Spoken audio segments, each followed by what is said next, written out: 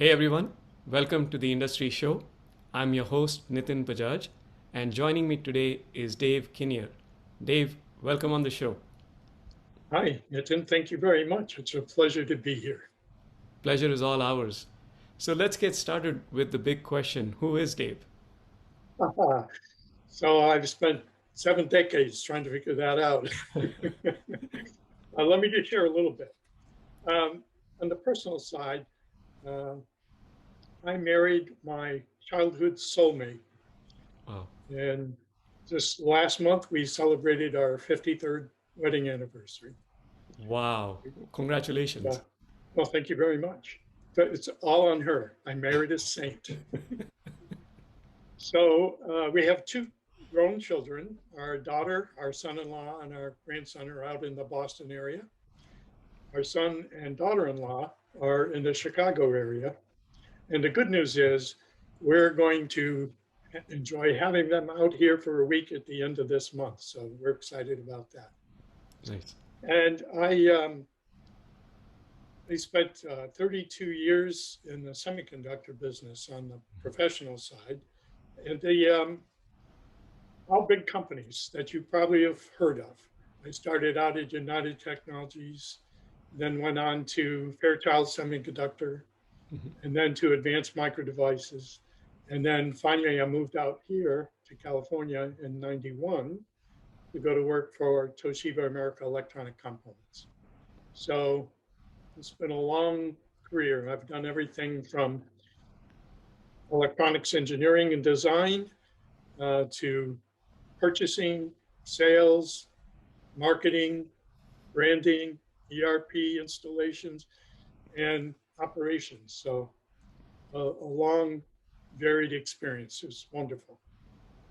So you've been there before these things were quote unquote cool, and Yeah, it's true. It's true. And my undergrad degree was electronics engineering. And back in the 70s, it was not normal for engineers to get an MBA. They usually continued on in engineering. But I, for some reason, decided I'm more interested in the business side of things. So I went back to school and got my MBA. So, in a nutshell, that's personal professional education. well, in one word, you've been a trendsetter. So, so Perhaps. Yeah. well, not perhaps you have been, and so tell us, what do you do now? So I left the corporate world in 2002 and went out on my own. I established a company with the um, very unimaginative name of BBK Associates. And it started out as a management consulting firm. And then quickly I learned about Vistage, number one. And then I learned that really what I enjoyed doing was coaching and mentoring leaders, people who wanted to grow um, in their business, but also in their leadership. So I spend my time putting together groups of business owners. I don't know if you're familiar with Vistage, Mhm. but in a nutshell, that's what we do as independent uh, Vistage chairs. Is we put together groups of business owners, for hire executives, and the non-competing industries to help each other as a peer advisory board. And then I do a lot of one-on-one coaching as well. So, and in terms of giving back to the community, I spend a lot of time um, doing pro bono work at the universities here. So Cal State Fullerton, the Center for Entrepreneurship, I help them with their business incubator clients, as well as I also work in the classes with the student teams that are put together to do some consulting.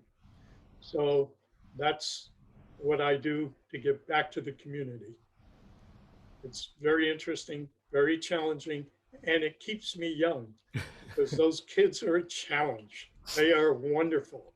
So anybody that tells you our young people are shiftless and don't care and don't want to work. Not true. They're very, very good entrepreneurs, all of them. I agree. And obviously, I've heard of Vistage. I haven't been personally associated, but know lots of people that talk really, really positive reviews about the organization. And then, of course, Cal State Fullerton, we just had Anil Puri on the show, and Mhm. shout out to JJ Yeah. and the wonderful work that team is doing there. Uh, Tell us about, in terms of the audience or the ideal customer for DBK, who would that be? And also in terms of the the geography or the amount of industries you serve as a I guess as a customer base. Right. That's interesting. And the pandemic has changed things. Yes. I'll let you know what's new and exciting. Um, you know, Nathan, the ideal client for any business coach, any executive coach, is someone who is self-aware, who understands they need to look deeply at their own values, um, and check whether they're living their life to those values, um, and is willing to learn from others. They don't have to be the smartest guy in the room, so to speak. Their ego is in the back pocket. You never get rid of your ego, but it's in their back pocket. It's not ego forward for them. Mhm. So that's the best client until the pandemic hit. Mhm. Um, Orange County was more or less my geographical base. The reason for that is doing one-to-one in-person coaching sessions for Mhm. the Vistage clients, members, as well as getting the group together for physical meetings. What I learned and what they learned during the pandemic was, video conferencing works just fine. And so now I have members in Florida, members in Wisconsin, members in Arizona, members north of LA, and then also my core group that got started. And I've been doing this for now 15 years. So that core group is really still here in Orange County. But I've made it pretty clear to them that if I jump on the 5 and the traffic is backed up, I'm going to be getting them on the phone and say, convert to Zoom. I love how you said Wisconsin and North LA in the same breath. Yep, That's classic Southern all over the California place. for us. Yep, it's all over the place. And the industries are varied. What's interesting to me now is I'm thinking through, I'm not sure what I'm going to do with this, but we make sure that we do not have um, any competition in the group. So there's no competitors. Mhm. People are in different industries. And we do that on purpose. We don't want there to be any conflicts because everything has to be confidential and we need to share everything. So I can't have a customer sitting at the table. If I want to talk about, I need to raise my prices. So, but now I'm thinking about, well, gee, what if I had two construction companies sitting at the table, but one's construction on the East Coast and one's construction on the West Coast, and they don't compete. Right. So I'm not sure what I'm going to do with that, but I'm thinking about it. I love that idea. And, you know this better than anyone else that someone who's going through the challenges or has those questions, and then you have another person who may have given it some thought or maybe a few steps behind this other person, it's a good breeding ground for that brainstorming. Oh, totally. I totally agree. And Vistage recognized that too. And several years ago, they did put in what I call affinity groups. They're calling them networks, so that as a member of the construction industry, I can join the construction network Hmm. and talk to other Vistage members that are in that industry. They're not in my group, but they're in that industry. So if I have questions, I can put them forward in that group and brainstorm in the group. So it's really good. So Yeah. looking forward to seeing how this grows. It's going to be a challenge. A challenge, but an exciting one. Right. Yeah. So, talking about challenges, let me ask you, as a business, uh, what's the biggest challenge you're facing? Well, actually, I just named it, trying to convert this to a what I call a remote, or some people call a virtual group. Mhm. I don't like calling it virtual because it's real. It's Yes. not virtual. Yes. We get to real issues and real discussions. So for me, it's a digital group or a remote group. Right. Um, and so the challenge is going to be working with Vistage because their systems are not set up to do this. Mhm. So when I try to add a member in Madison, Wisconsin, it's like, what are you doing? This is outside your region. Nobody knows how to handle that. So I have to educate everybody as I go along. And then the other issue is learning how to add value all the time Mhm. in this remote environment. Um, it's surprisingly straightforward in some cases, but in other cases, it's not.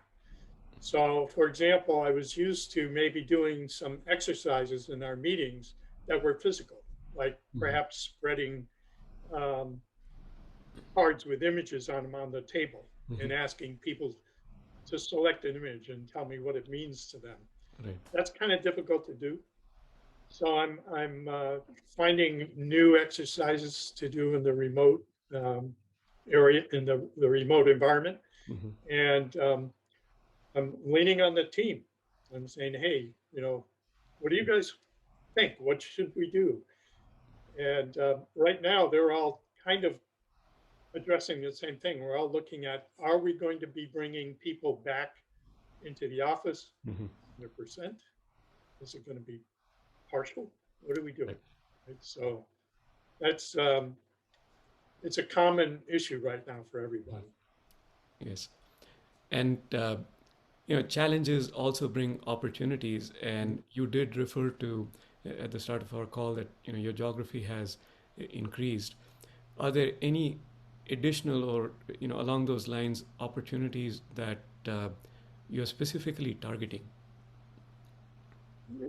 Yeah, and the opportunities besides just being geographically diverse now, that's in itself a big enough opportunity. Yes. But the opportunity to explore how do we um, maximize this environment Mhm. and make it work, not just for Vistage, for my group, Right. but for my individual coaching, because I now have coaching clients that are, and I actually always have had fairly remote people.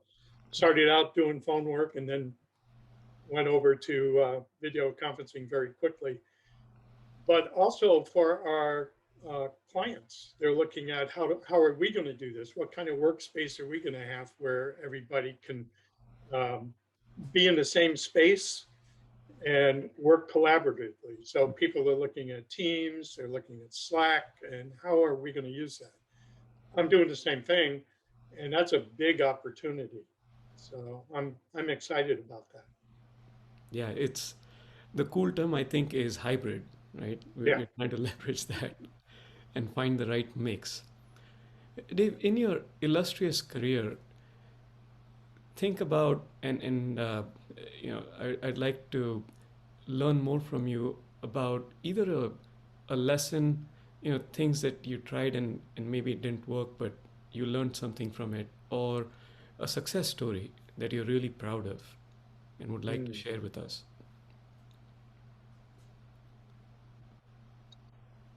So probably the best example of a collaborative environment where we had a really big success was one of our members um, was looking to purchase the company that she was a principal in. Hmm. And the group helped her through that. Hmm. Um, we talked about what she should be looking for, what she should be watching out for during the whole M&A process. It helped her connect with a wonderful financial institution, a bank, Hmm. a regional bank here. I won't mention any names, a really good bank. And the deal fell through.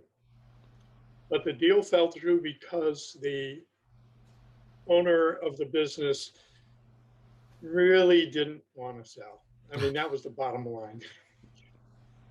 But the members said, but now I've decided I want to be on my own. And Wow. so now we're helping her through her startup. And it's a little touchy. It's Sure. going to be in the same industry. So um, we're trying to guide her through, okay, don't step on any toes. Right. Be careful how you do this. Yes. And it's a huge success story. They're up in less than 6 months. They're Wow. making revenue, and profit is thin, but they're got some top line. And I'm fully expecting that by the end of this year, they will be very profitable. So it's a wonderful story in terms of success from what looked like an opportunity, then looked like a disaster, but turned out to still be an opportunity. That's a beautiful story of, not just a peer group coming in and helping each other out, but also helping someone realize what they really want to do. Right. And the perseverance on her part. Yes. It was not an easy row to hoe. Hmm. And the bank that she connected up with in order to buy the existing business just said, no, we don't care. You're starting your own business. We're your bank. Wow. So That's they're helping amazing. her out. This journey of ups and downs we talk about as entrepreneurs, it's not all beds of roses, but just before you even get started, having to go through those motions, Right. I think in a lot of ways it's a good thing because it only firms up your resolve, right, and makes you even more committed in many ways. Yeah, totally true. That's one of life's lessons. Yes. Well, talking about life's lessons, let's get some from you. We would love to get some of these one-line life lessons from you, and things that we can learn from, act on, and make them our own. So please Hmm. share some of your wisdom with us. Well, let's start with the one you just put your finger on, Okay. which is adversity. I love the one line Yeah. life lesson that smooth seas, uh, skilled captain never made. If we That's don't have oft some tongue adversity, twister, though. if we don't have some adversity, we're not going to learn. And I can tell you from firsthand experience as a sailor, the times I learned the most about what Yeah. I had to do, what my boat was capable of, was when we were in really not good weather. We used to sail back in New York. We were on the Great Lakes. We used to sail on Ontario. Uh-huh. And I can tell you that's sometimes it's just gorgeous, smooth sailing, but sometimes it's a panic. So Yes. that's one of my life's lessons. Yes. I think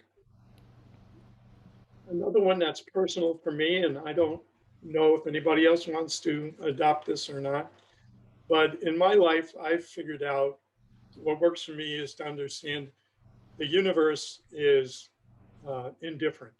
The Mm. universe doesn't care whether I make it or don't make it. It's True. not trying to kill me, but it's not trying to save me either. And it's all up to me. So um, that's giving me some direction in my life that says, hey, if you're going to do this, you're going to have to do whatever it is um, on your own. And by that, I don't mean by myself, Sure. because I sure always have people around me that are helping me.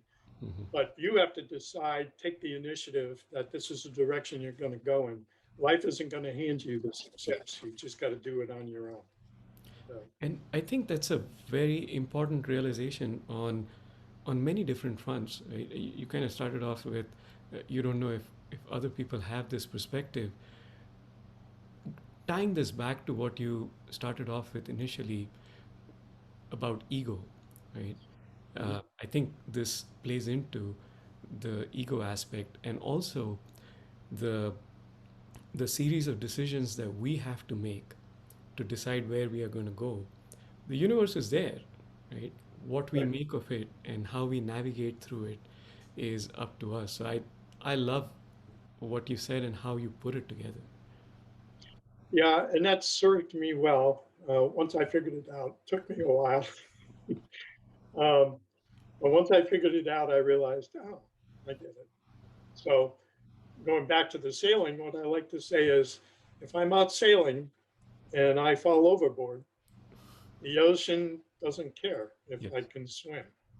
true. And if I am out sailing and I fall overboard, the ocean doesn't care if I can swim. Hmm. It's just whatever it is. Yeah. So I I like that. as scary as that analogy is, I love it.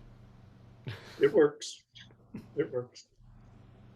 I think one of the other things that goes along with that is it took me a while to figure this out too as a leader, Hmm. but I think most leaders understand this one way or the other.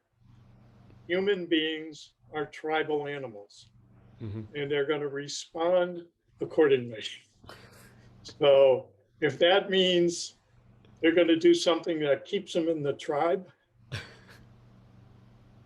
even though it's against your values or where you want to go, that's what they're going to do. They're going to keep themselves in the tribe. They're going to avoid being thrown out of the tribe True. because to us, from evolutionist point of view, if I'm out of the tribe, I'm dead Yes. because the tribe is what keeps us all Protected. working together Yeah. and surviving. Yes. And so we each, if we think about this, belong to several different tribes. And work is one of them, wherever we're working. You probably have a spiritual community, that's another tribe. You probably have a neighborhood tribe that you belong to. And we do what we have to do to be in those tribes and stay in them. Uh, that taught me some lessons Hmm. from a leadership point of view about when I'm thinking about making changes and how the changes are going to go through the organization, thinking about it from a tribal point of view. How do I make sure I keep the tribe together and all working in the same direction? Because if somebody feels like they're going to get thrown out of the tribe because of this change, it isn't going to happen.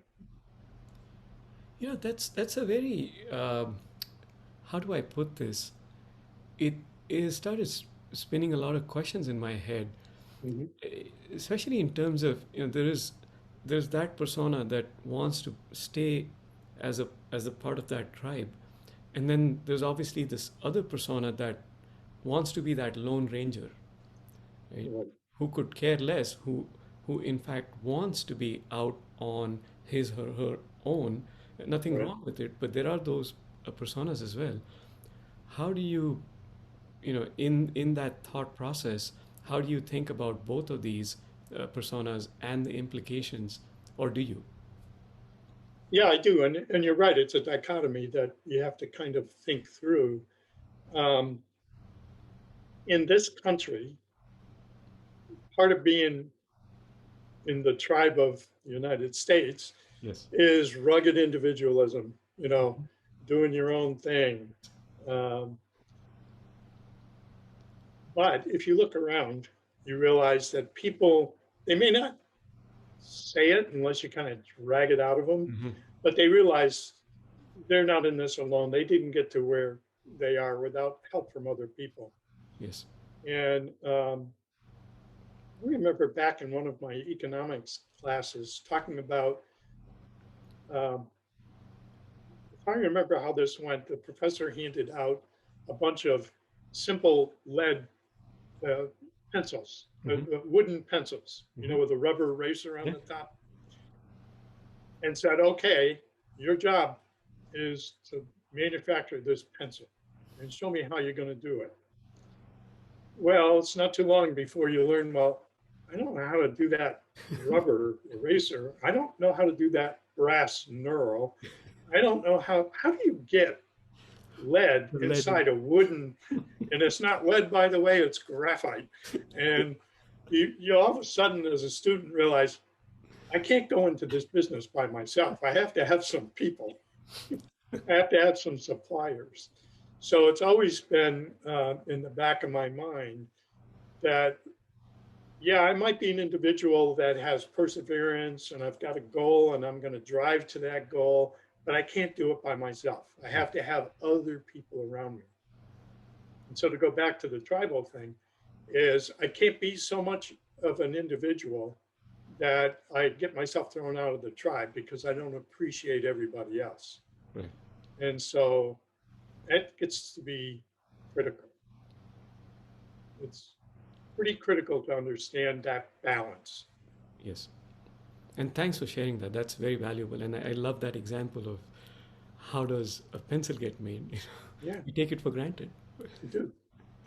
You come into your office in the morning and you flick the light switch and you expect the electricity to be on, the lights to be on, your computer to be working, the network to be up.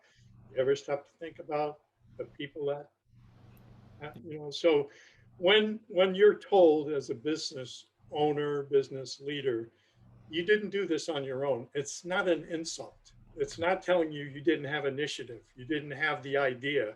It's telling you you have a team around you. Don't dismiss that team. Learn to appreciate them. Yes. It's a very important lesson.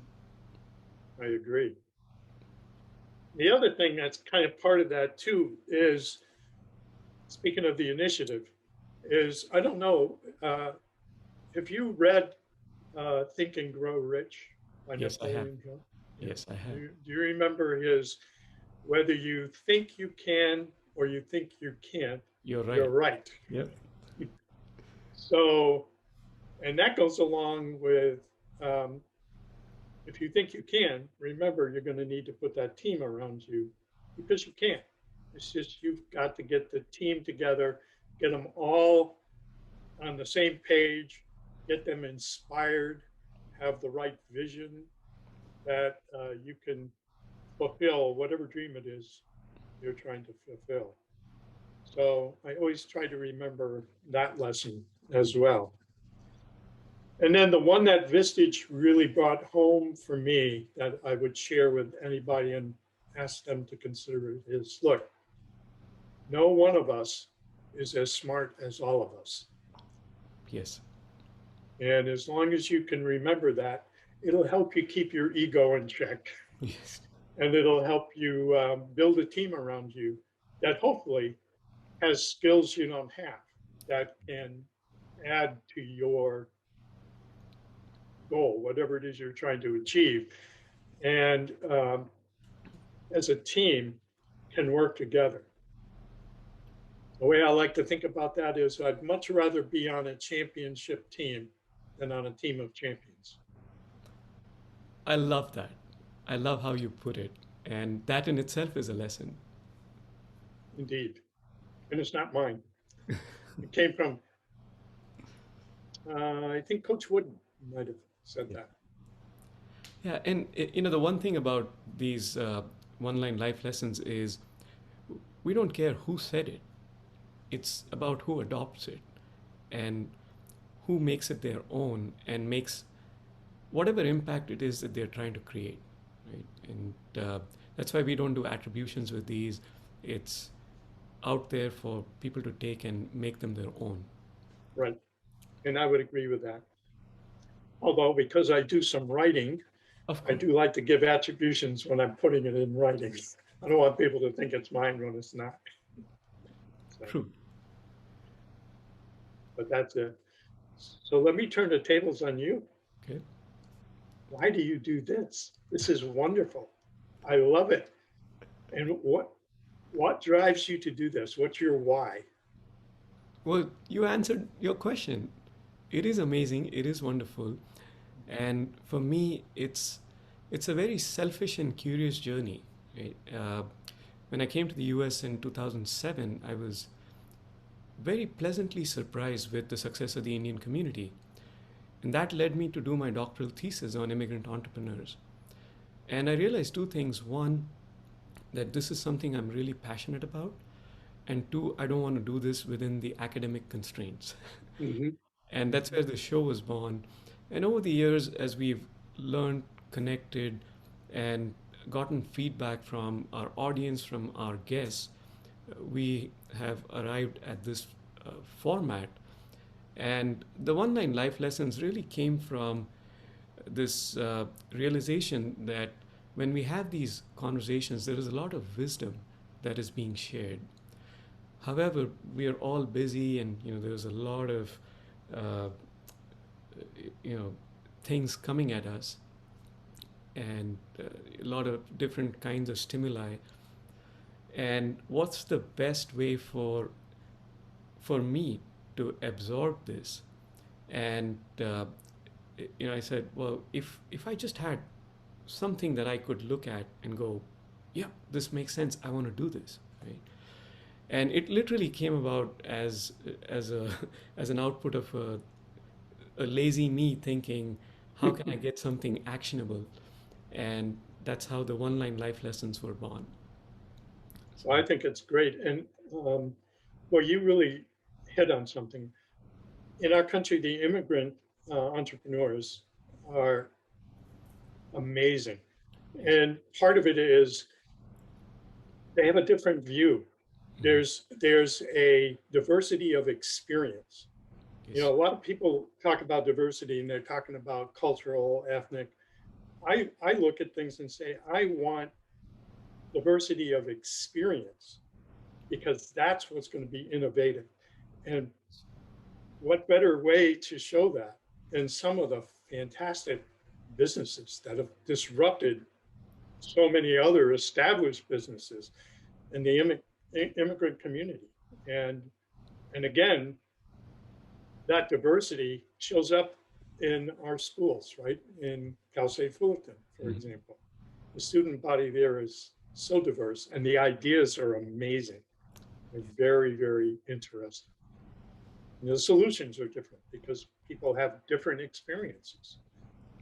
So That's true. great. And I think, one thing that you've probably picked up on is a lot of that mindset comes from focusing on solutions because the problems are a given, right? Yep. And the more developing an economy is, I think the focus on the solution tends to be higher because we already know here's all the list of things that are going to pull us back. So Right. we're almost forced to look away from them and focus on how can I get ahead despite these challenges. Yeah, I agree. And again, that's why I love working with the students because they don't know what they can't do. Yes. You know, I Dave, this talk has to been. guys my age and it's, oh, I tried that, it doesn't work.